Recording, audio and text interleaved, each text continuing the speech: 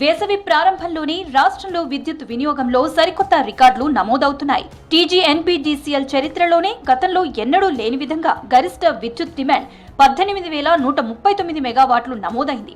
సిటీలో 4,421 మెగావాట్లకు చేరింది.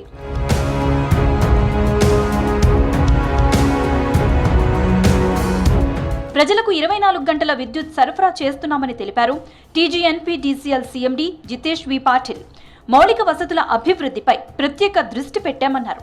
డిమాండ్ ఎంత పెరిగినా కరెంటు కోతలు లేకుండా చూస్తున్నామని తెలిపారు. వచ్చే వేసవిలో డిమాండ్ మరింత పెరిగే అవకాశం ఉందని తెలిపారు CMD. మన రైతులందరికీ నాణ్యత ఉన్న 24 అవర్స్ సప్లై ఇచ్చేయడానికి మన SPDCL అందరూ క్షేత్రస్థాయిలో కష్టపడి పనిచేస్తూ ఉన్నారు. ఎక్కడైనా అవుటేజెస్ అవుతాయంటే మన దగ్గర అవుటేజెస్ మేనేజ్మెంట్ సిస్టమ్ ఆల్రెడీ ఉంది. సో ఏది కూడా దాచిపెట్టలేదు. ప్రజలందరికీ కనపడే విధంగానే మా టీమ్స్ అన్నీ పనిచేస్తున్నాయి. ఎక్కడైనా అవుటేజ్ అయిందంటే ఫస్ట్గా మా రెస్పాన్స్ టీమ్ ఆటోమేటిక్గా ఇక్కడ మా దగ్గర మేనేజ్మెంట్ సెంటర్ ఉంది. ఆ ఫ్లాగ్ అయితే ఇమ్మీడియట్గా టీం అక్కడ గంట లోపల అది చేస్తుంది. ఎండల తీవ్రతతో గృహ అవసరాలు పెరుగుతూ ఉంటాయి. కొత్తగా ఏసీలు కొనుగోలు చేసే వారి సంఖ్య కూడా పెరుగుతుందన్నారు అధికారులు. పర్యావరణానికి హాని కలగకుండా గ్రీన్ ఏసీలను కొనుగోలు చేయాలని సూచిస్తున్నారు పర్యావరణ నిపుణులు.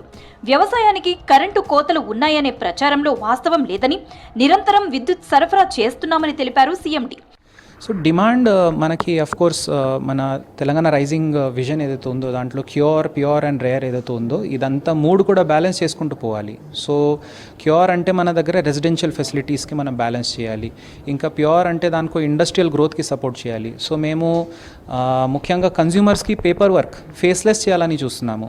అంటే SPDCL సిబ్బందికి కన్జ్యూమర్స్కి కాంటాక్ట్ అవసరం లేదు. అప్లికేషన్ పడగానే ఇమీడియట్గా సర్వీస్ రావాలి. సో అది ఎట్లా స్ట్రీమ్లైన్ చేయాలది మా ప్రయత్నం ఉంటుంది. వేసవి కాలంలో ఎండల తీవ్రత పెరిగినప్పటికీ విద్యుత్ సరఫరాలో ఎలాంటి అంతరాయం లేకుండా చర్యలు తీసుకున్నామని తెలిపారు అధికారులు.